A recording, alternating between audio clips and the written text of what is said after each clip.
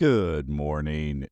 It is January 12th, 2024. This is episode 44 of the Paul Green Comedy PaulCast. Still coming at you with the cold episodes. I am still fighting a head cold. I was pretty much bedridden all day yesterday. I did not leave the house. I just got a lot of rest. Still got some work in, but yeah. Here I am. I've got my new podcast furniture. I'm still trying to figure out how I fit into this thing. Got this chair. I've got a coffee table down here you can't see. I'm just trying to figure out what I want this set to look like, what I want the furniture. I bought 2 chairs because I want to start having guests more often on the show. I've only had one out of the 40-plus episodes. So let's see if I can get through this whole podcast without coughing into the mic, because I'm sure that would not be fun for anyone. So let's see. Yesterday, I started talking about my origin story, how I got into comedy, a little bit of my backstory, and I got to about the year 2014. Which is when I was doing a lot of improvisation and not any stand-up comedy. I was always very terrified of stand-up comedy. Still am. Stand-up is, man, it is just a very different beast for me than doing improvisation, which is interesting. I hear a lot of people say it's the complete opposite. Like, the idea of doing improv, not having a script, not knowing what you're going to say is more terrifying than stand-up, because stand-up, you have a script, you know what you're going to say. It's very different for me for a lot of different reasons. Improvisation, first of all, it's not just you on stage. You have a whole cast. You have other performers to bounce off with. The whole training mechanism of improvisation is to teach you how to work with other people and how to get each other's back. So if something doesn't go well in improvisation, it's fine, because you have a whole team. I mean, if you say something stupid, you have a team that knows how to take what you said and make it brilliant if they're good teammates. Stand-up, on the other hand, is very different. Stand-up is, if you say a joke and the people don't laugh, you're the only one standing there holding that microphone, and then you've got to bail yourself out. So you talk yourself into problems, you got to talk yourself out.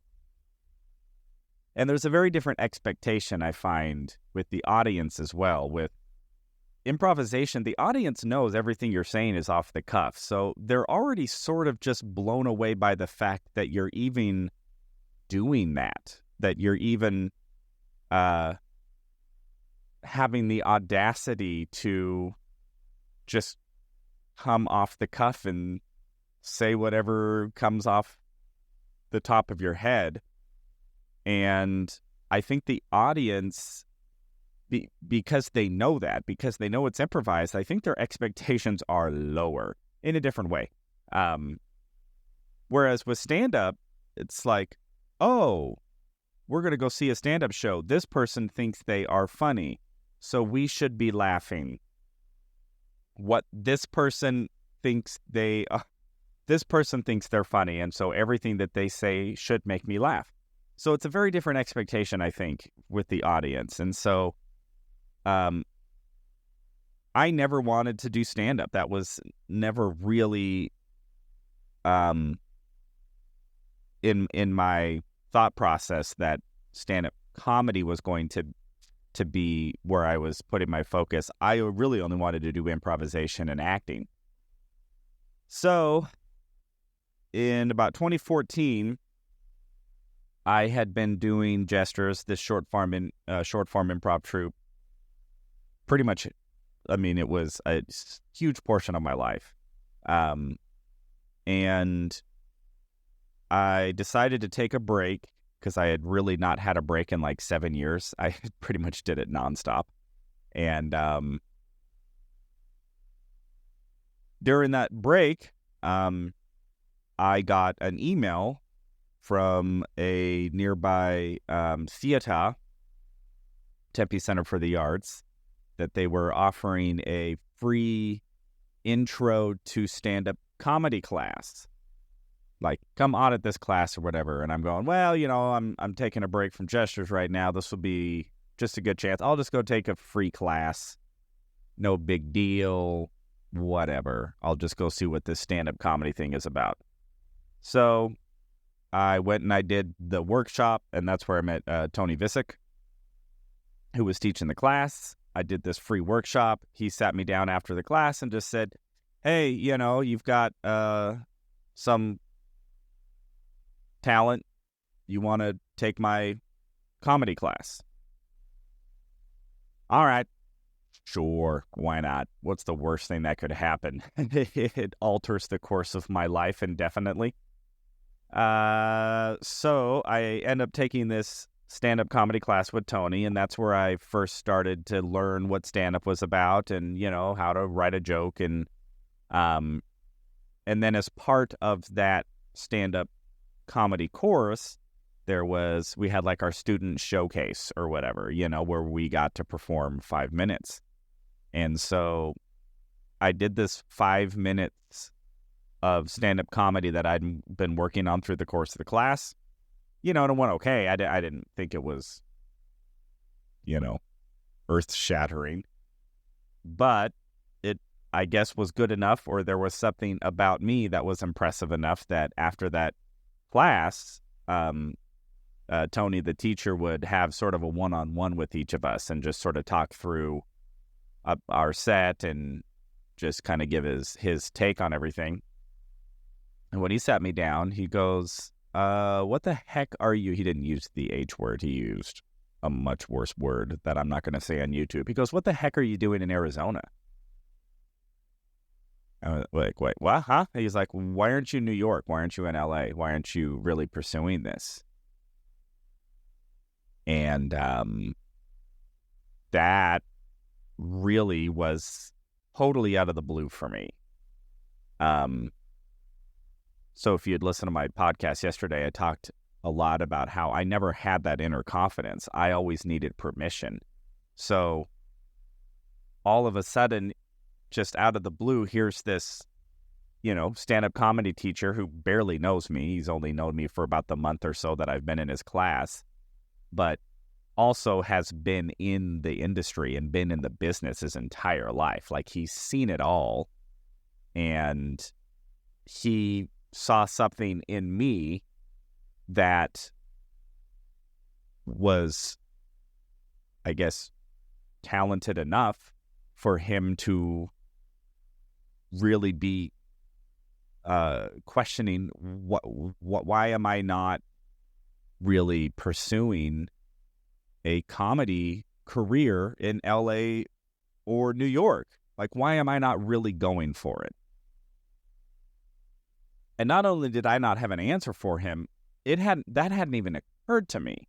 It had never occurred to me that would be an option for someone like me.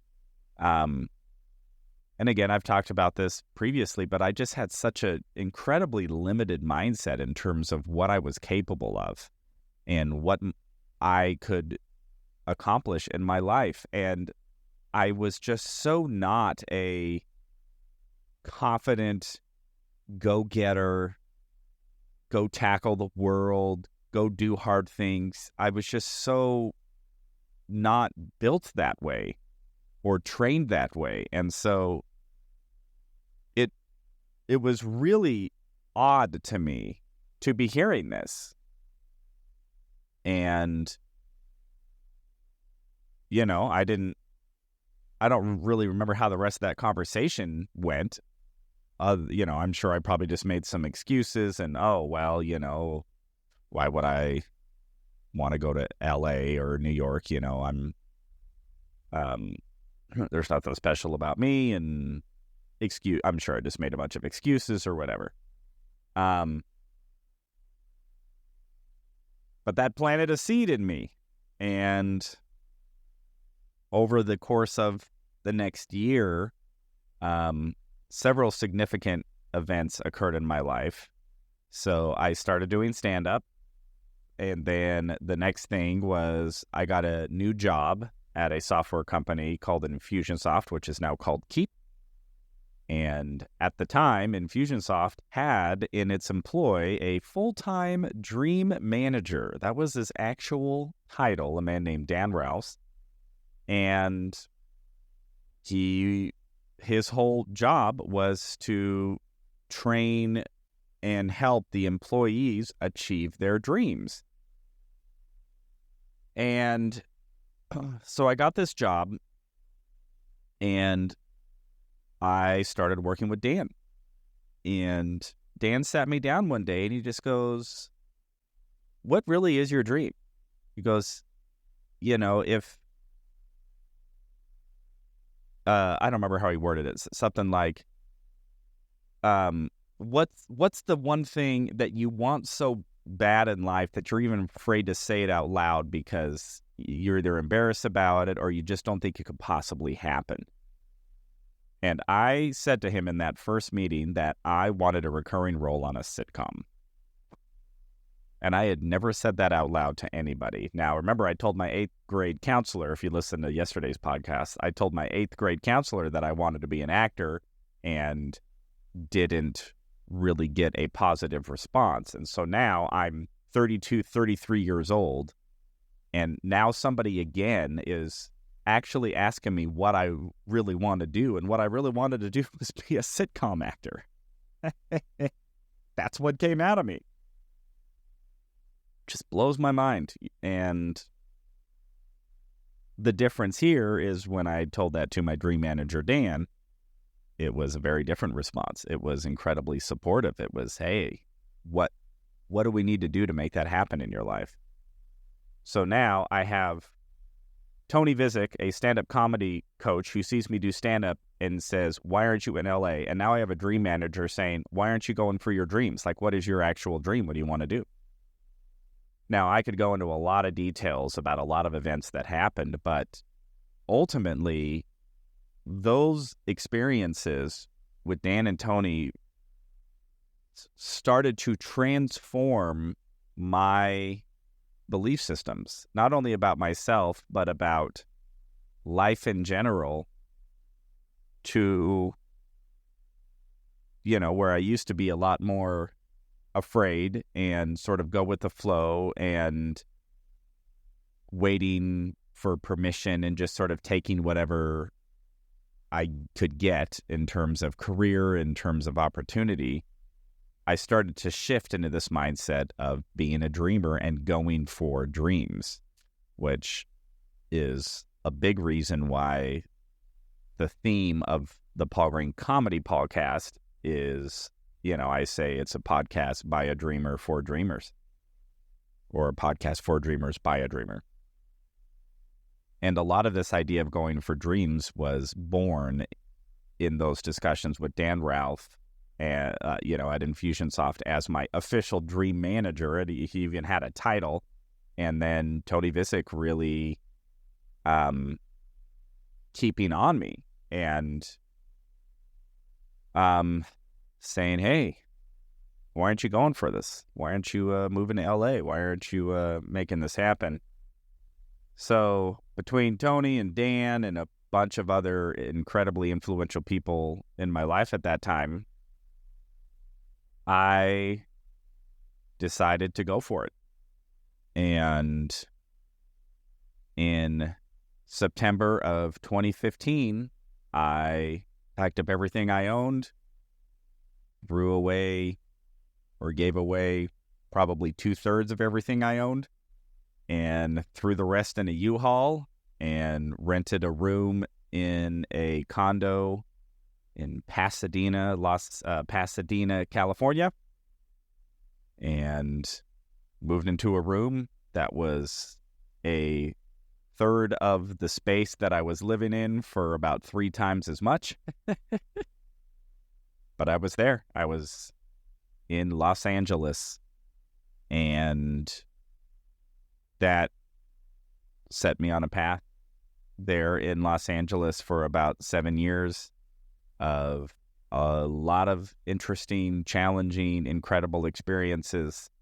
I'll maybe detail a lot of those experiences on further episodes, but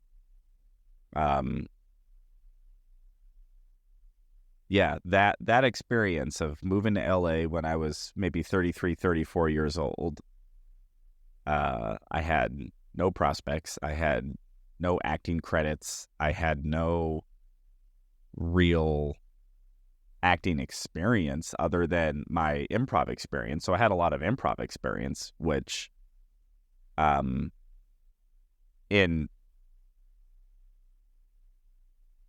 yeah, which really didn't actually mean a whole lot moving to LA because they just didn't care. I remember reaching out to all the improv schools, so there was IO for Improv Olympic, there was Second City, there's Groundlings, and then UCB.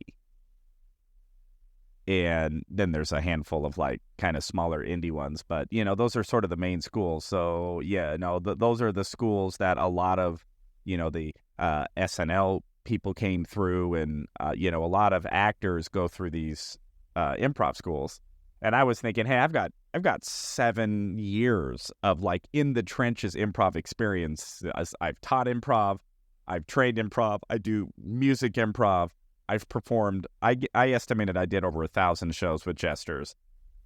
And I reached out to all of these schools thinking that, they would at least let me sort of skip a level or two. And every single one of them are like, hey, that's great. You have all that experience. Go ahead and start in level 1 because we want you to learn our system, AKA we want you to pay us money for 2 years.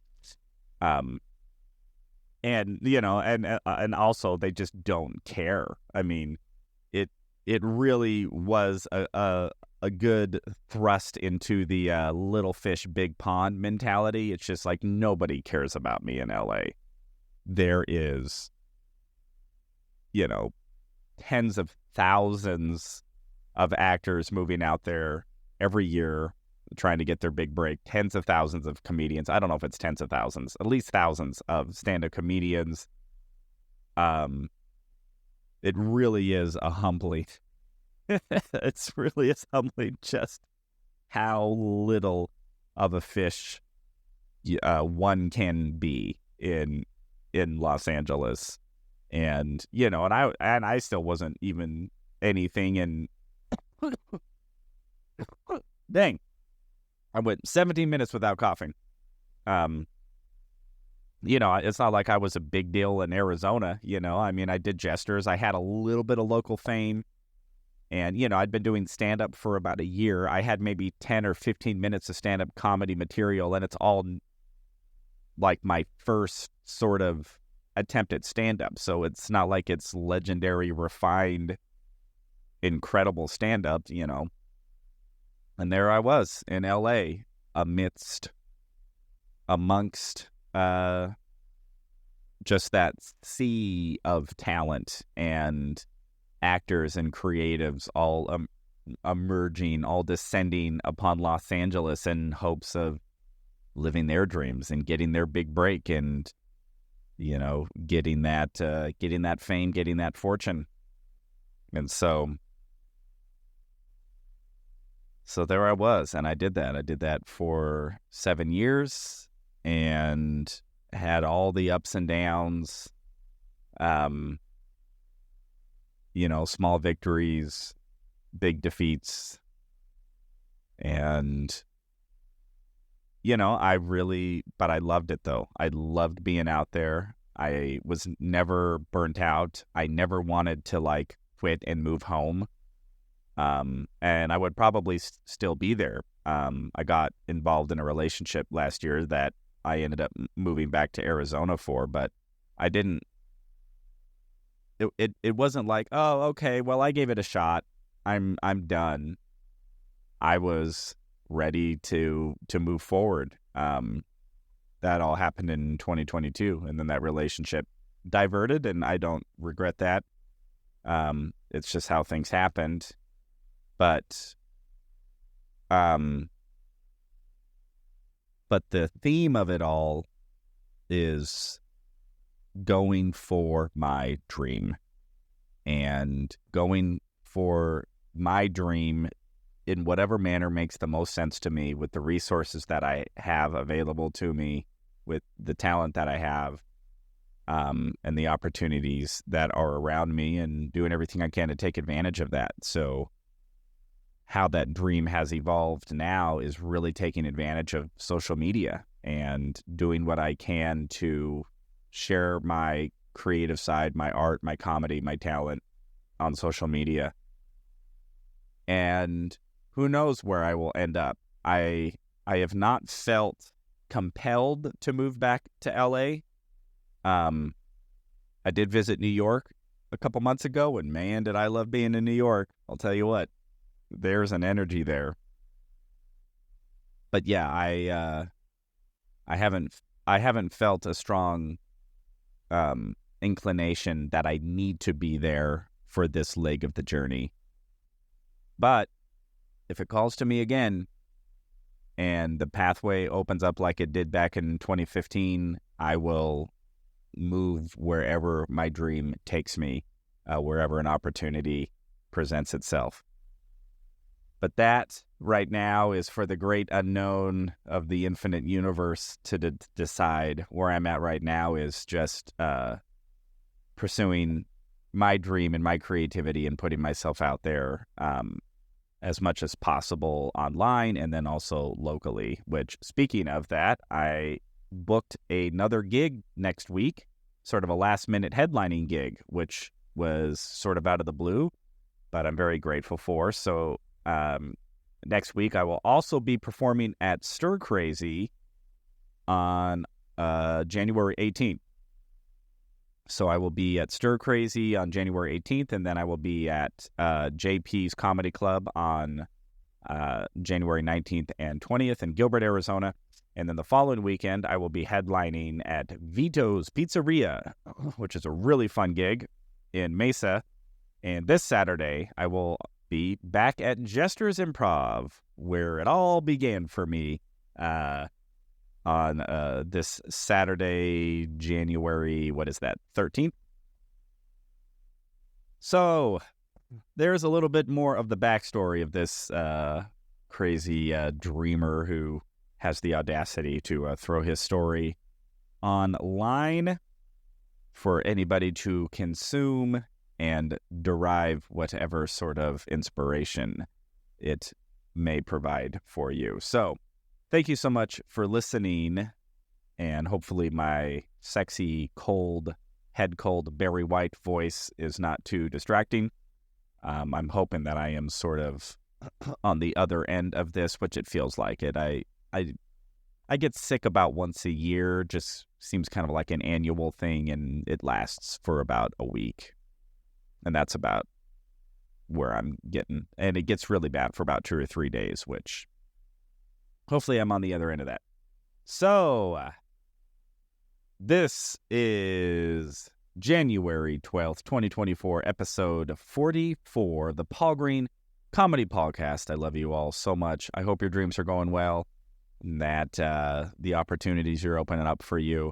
And again, if you're the type of person who was like me and just needed a little encouragement and somebody to give them permission to move forward, you got my encouragement and my permission. And I hope that you are finding joy and fulfillment in your journey, whatever form that is taking for you. So love you all very much, and I will talk to you tomorrow.